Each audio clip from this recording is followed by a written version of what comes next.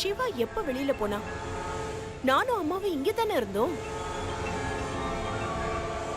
ஒருவேளை மாடிப்படி வழியா போய் ஏனில கீழே போயிருப்பானோ? இருக்கும். இங்க அது ஒண்ணுதான் வழி. ஆனா நான் எவ்வளவு தூரம் சொல்லியும் சிவா அந்த சக்திய கூட்டிட்டு வர போயிருக்கானா? அப்போ சிவா மனசுல காதல் வந்துடுச்சா? அப்படி மட்டும் வந்துச்சுன்னா மொத்த கதையும் க்ளோஸ்.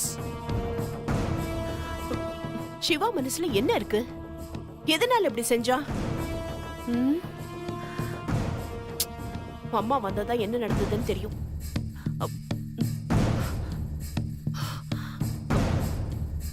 அம்மா, சிவா என்னம்மா சொன்னா? இங்க வேண்டாம், நம்ம தனியா போய் பேசுவோம். வா.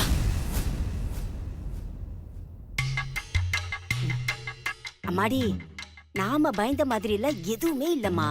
அந்த சிவா மனசுல சுத்தமா காதல் இல்ல. அப்படியா? எப்படி சொல்ற? சிவாவே அவன் வாயால சொன்னானே. என்ன சொன்னா? சிவா சக்திய ரூம்ல விட்டுட்டு வெளியே வந்தப்போ கங்கா அவனை கூப்பிட்டு, எதுக்காக சக்திய கூப்பிட்டுட்டு வந்தீங்க? அப்போ உங்க மனசுல காதல் இருக்குன்னு ஒத்துக்குங்கன்னு சொன்னான். ஆனா சிவா அதெல்லாம் எதுவும் கிடையாது, நான் சக்திய கூட்டிட்டு வர போனதுக்கு காரணம் மனிதாபிமான அடிப்படையில தான்னு சொல்லிட்டான். ஆனா அந்த கங்கா ஒத்துக்கவே இல்ல. எப்படியாவது சிவா வாயில இருந்து சக்திய லவ் பண்றேன்னு சொல்ல வைக்கிறதுக்காக பயங்கரமா போராடுனான். ஆனா நம்ம பையன் கடைசி வரைக்கும் ஒத்துக்கவே இல்லையே. சக்திக்கும் எனக்கு இடையில எதுவும் இல்ல, நான் ஒரு அக்கறையில தான் அவளை கூட்டிட்டு வர போனேன். அவளுக்கு டைவர்ஸ் ஆகுற வரைக்கும் என் வீட்டுல தான் இருப்பா. ஒருவேளை அவளுக்கு ஏதாவது ஆகி டைவர்ஸ் ஆனதுக்கு அப்புறமா அவங்க வீட்டுல உள்ளவங்க என்ன பார்த்து எதுவுமே கேள்வி கேட்க கூடாது, அதுக்காக தான் அவளை நான் கூட்டிட்டு வந்தேன்னு சொல்லி சமாளிச்சிட்டாமா. அந்த நிலைமையில எந்த பொண்ணு இருந்தாலும் நான் அதைத்தான் செஞ்சிருப்பேன்னு சொல்லி ஒரு போடு போட்டான் பாரு. அம்மாடி, அந்த கங்கா செம்ம பல்பு வாங்கினா. அந்த கங்கா கேட்ட கேள்விக்கெல்லாம் சிவா சும்மா நச்சு நச்சுன்னு பதில் சொல்லி அவ வாய அடிச்சிட்டான்னா பாத்துக்கோயேன். எங்க அந்த சக்தி சிவா மனசுல இடம் பிடிச்சிருவாளோன்னு நான் பயந்துகிட்டே இருந்தம்மா. நல்ல வேலை, சிவா மனசுல சக்தி இல்லைன்னு தெரிஞ்சு போச்சு.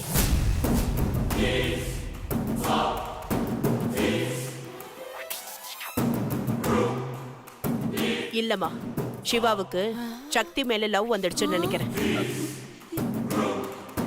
என்னம்மா சொல்ற? இப்பதான சிவா அவன் வாயால சொன்னதை கேட்டுட்டு வந்த, நீ என்ன இப்படி சொல்ற? சிவாவுக்கு காதல் வந்துருச்சுன்னு? அம்மா, சிவா வேண்டான்னு ஒதுக்குனான்னா அத சீண்டவே மாட்டாமா. சக்திய முதல்ல அப்படி நினைச்சதுனால்தான் டிவோர்ஸுக்கு அப்ளை பண்ணி கோர்ட் வரைக்கும் போனான். ஆனா அதுக்கப்புறம் நடந்த சம்பவங்கள் சிவா மனசுல சக்தி மேல லவ் வர்றதுக்கான சூழ்நிலைகளை ஏற்படுத்தி இருக்கு. அப்புறம் எதுக்காக அந்த கங்கா கிட்ட இவன் எப்படி சொன்னா? எல்லாம் அவன் இமேஜ்க்காக தாமா. சிவாவுக்கு சக்தி மேல லவ் வந்துடுச்சுமா. எங்க அத அவன் ஒத்துக்கிட்டா இத்தனை நாளா கட்டி காத்த அவனோட இமேஜ் உடைஞ்சு போயிடுமோன்னு சிவா பயப்படுறான். இத தெரிஞ்சுக்கிட்டு தான் அந்த சக்தியும் சிவாவை இவ்வளவு தூரம் சீண்டி பார்த்துட்டு இருக்கா. எப்படியும் சிவா மனசுல இருக்கிற காதலை வெளியில கொண்டு வந்தே ஆகணும்னு அவ துடிச்சிட்டு இருக்காமா. ஆனா அதுக்கு இடைஞ்சலா இருக்கிறது நீயும் நானும் மட்டும் இல்லம்மா, சிவாவோட ஈகோவும் தான். ஈகோவா? சிவாவுக்கு எது முக்கியமோ இல்லையோமா, அவனுக்கு அவனோட இமேஜ் ரொம்ப முக்கியமா. அதுக்காக அவன் என்ன வேணும்னாலும் செய்வான். தன்னோட இமேஜ்க்காக சக்திய கூட வீட்டை விட்டு விரட்டினாலும் விரட்டி விட்டுருவான். நாம தாமா இதை ரொம்ப லேட்டா புரிஞ்சுக்கிட்டு இருக்கோம். ஆனா அந்த சக்தி இதை ஏற்கனவே கண்டுபிடிச்சு அவன் மனசுல காதல வர வைக்கிறதுக்கான வேலையெல்லாம் ஆரம்பிச்சிட்டான். அதோட முதல் வெற்றி நேத்து சிவா சக்திய கூட்டிட்டு வந்தது. ஐயோ, இப்ப என்னமா பண்றது? இப்படியே போனா சிவா அந்த சக்தியை லவ் பண்ணி இன்னும் கொஞ்ச நாள்ல குழந்தைய கொடுத்துருவான் போல இருக்கே. அம்மா, இங்கதாமா நம்ம கேமியே ஆரம்பிக்கணும். சிவா சக்தி கையில குழந்தை கொடுக்கறதுக்கு பதிலா டிவோர்ஸ் பேப்பரை கொடுக்க வைக்கணும்.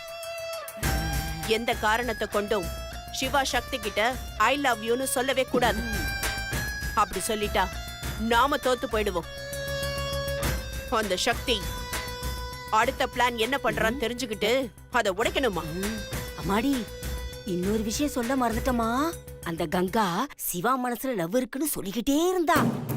சிவா இல்லன்னு சொல்லிட்டு இருந்தவன் திடீர்னு உன்னோட அடுத்த டாஸ்க் என்னன்னு சொல்லு, சிவா சக்தி என் மனசுல இல்லங்கறத ப்ரூவ் பண்ணி காட்டுறேன்னு சொன்னான். உடனே கங்காவும் அடுத்த டாஸ்க் என்னன்னு யோசிச்சு சொல்றேன்னு சொன்னான். வெரி குட்மா. இந்த சந்தர்ப்பத்தை நாம பயன்படுத்திக்கணும். அவங்க என்ன பிளான் பண்றாங்கன்னு கேட்டுட்டு வந்து என்கிட்ட சொல்லு. அவங்க அதை எக்ஸிக்யூட் பண்றதுக்கு முன்னாடி நாம ஏதாவது செஞ்சு சிவாவை அந்த டாஸ்க்ல ஜெயிக்க வைக்கணும். அம்மாடி, என்னம்மா நீ இவ்வளவு ரிஸ்க் எடுக்கிற? அந்த சிவா பையிட்ட போய், டேய் வந்திருக்கிறது ரஞ்சித் இல்லடா, உன் ஆபீஸ்ல வேலை செய்யற கங்கா.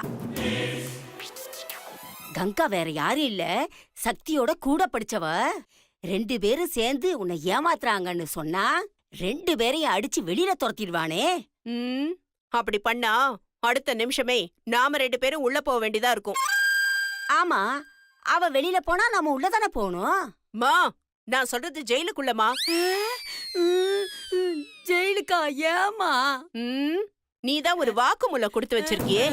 அந்த சிவாவுக்கு நாம இது வரைக்கும் பண்ண கொடுமையெல்லாம் ஒரு லிஸ்ட் போட்டு அந்த வீடியோவை அந்த சக்தி இம்மிடியேட்டா சிவாவுக்கு காட்டிடுவா. அப்புறம் நாம ஜெயில தானே இருப்போம். ஆமாம்மா. அதுக்கு தான் சொல்றேன், நாம அவங்க போக்குலயே போய் அவங்க பண்ற பிளான கெடுத்து விட்டுறணும். என்ன புரிஞ்சதா? புரிஞ்சுது. இது வரைக்கும் நீ அப்பப்பதான் ஒட்டு கேட்டுட்டு இருந்த. ஆனா இனிமே நீ எப்பவும் ஒட்டு கேட்டுட்டு தாமா இருக்கணும்.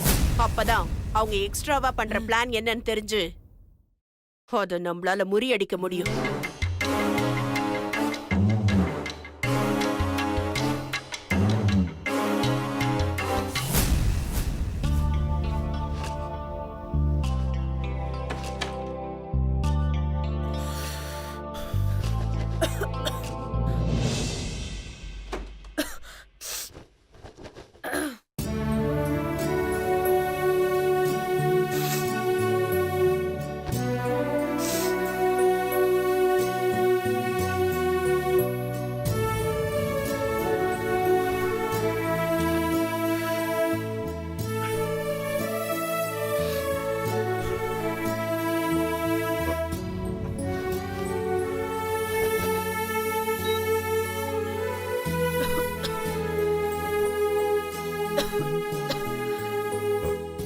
சக்திக்கு குளிருது போலயே.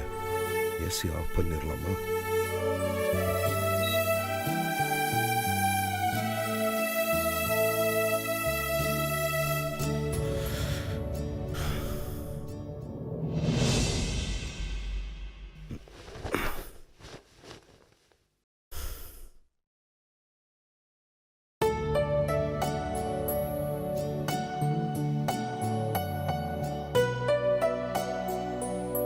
என்ன மாமா, தூக்கம் வரலையா?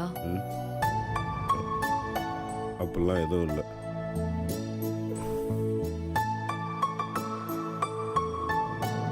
நீயும் தான் மலையில நனைஞ்சிருக்க. நீயும் ட்ரெஸ் சேஞ்ச் பண்ணிக்கோ.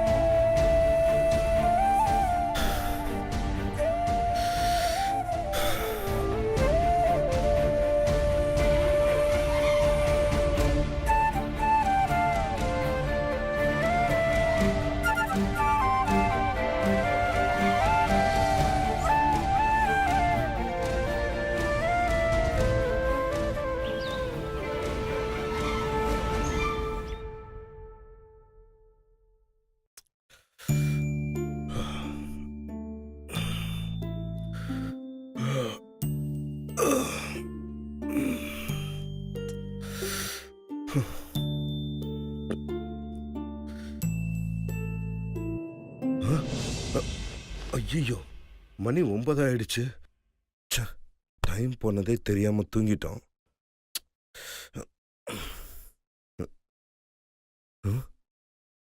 என்ன இவ எப்பவுமே சீக்கிரம் எந்திரிச்சிருவா, இவளும் தூங்கிட்டு இருக்கா.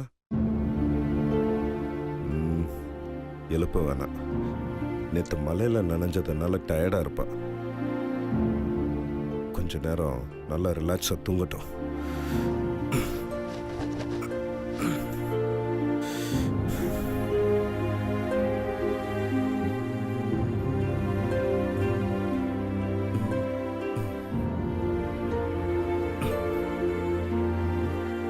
என்ன அவ இன்னும் எந்திக்காம இருக்கா?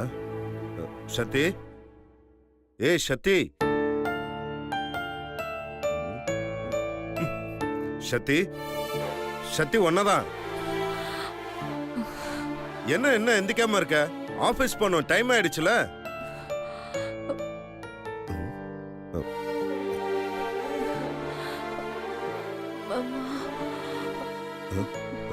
என்னாச்சு? ஏய் சத்தி, சத்தி, சத்தி, என்னாச்சுமா? சத்தி இங்க பாரு. சத்தி என்னாச்சு? சத்தி, சத்தி, ஒருவேளை மலையில நனைஞ்சதுனால உடம்பு சரியில்லையா?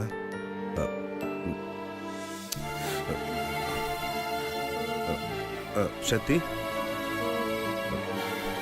வேணாம், மீனாட்சியை போய் கூட்டு வரும். மீனாட்சி, மீனாட்சி.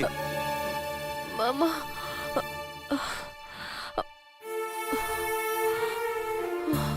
அக்கா எதுக்கு கூட்டிட்டு வர போனாரா?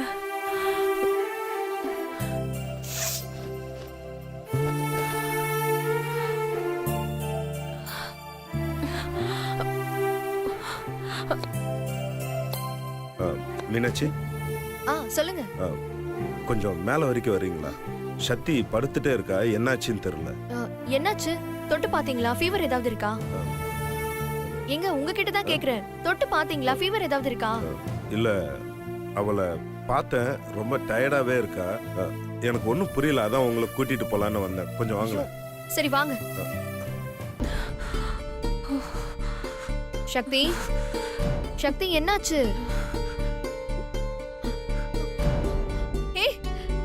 என்னங்க உடம்பு நெருப்பா கொதிக்குதுங்க, ரொம்ப ஜுரமா இருக்கு. ஜுரமா?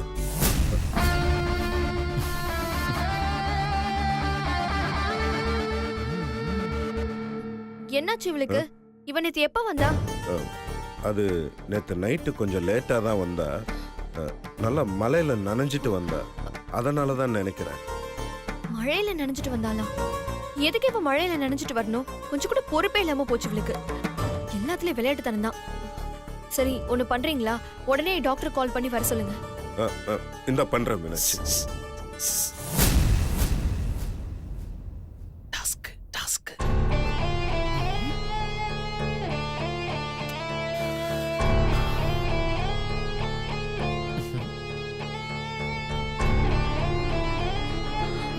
என்னங்க, என்ன இன்னும் யோசிச்சுட்டு இருக்கீங்க? சீக்கிரமா டாக்டர் கால் பண்ணுங்க. கால் பண்றேன் மீனாட்சி. இந்த போன் எங்க வச்சேன்னு தெரியல. சீக்கிரமா தேடுங்க please. Shakti, Shakti. Shiva bro, phone இங்க தான் இருக்கு. இந்தாங்க, கால் பண்ணுங்க. பாவி விட மாட்டேங்கறான். பேசுங்க ப்ரோ. என்ன இன்னும் யோசிச்சுட்டு இருக்கீங்க? சீக்கிரமா கால் பண்ணுங்க. இந்த பண்றேன் மீனாட்சி.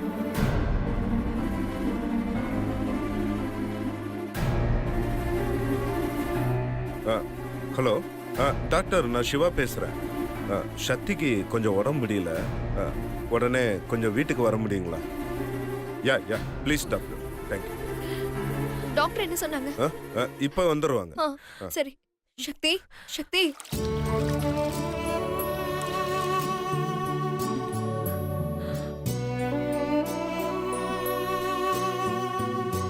உனக்கு ஒண்ணு இல்ல சக்தி.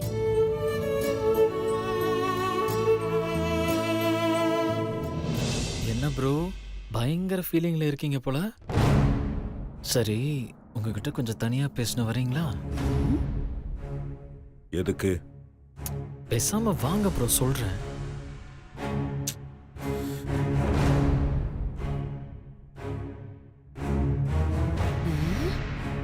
எதுக்கு கூட்டிட்டு போறா?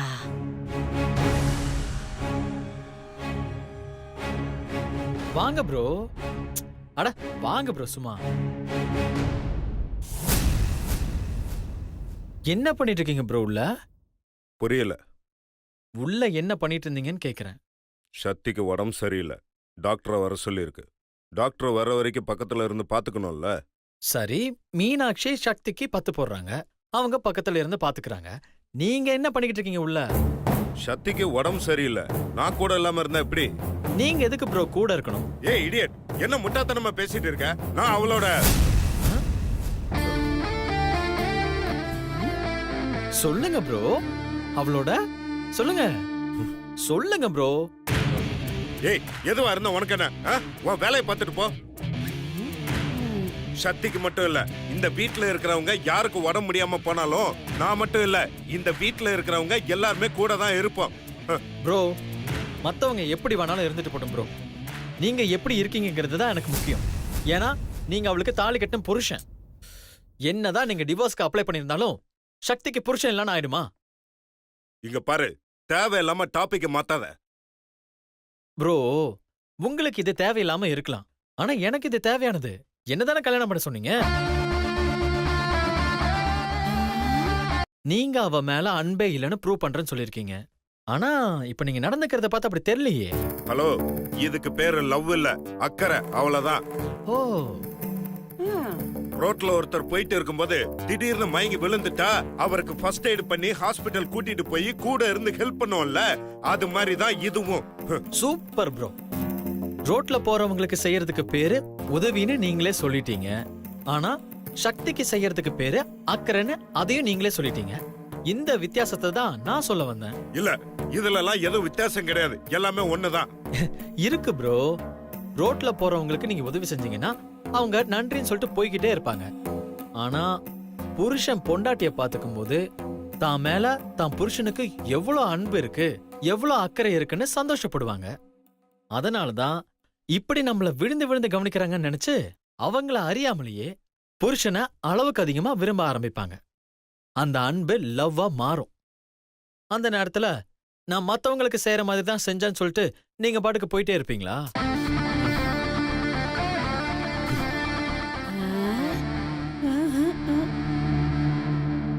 என்ன ப்ரோ அமைதியாயிட்டீங்க?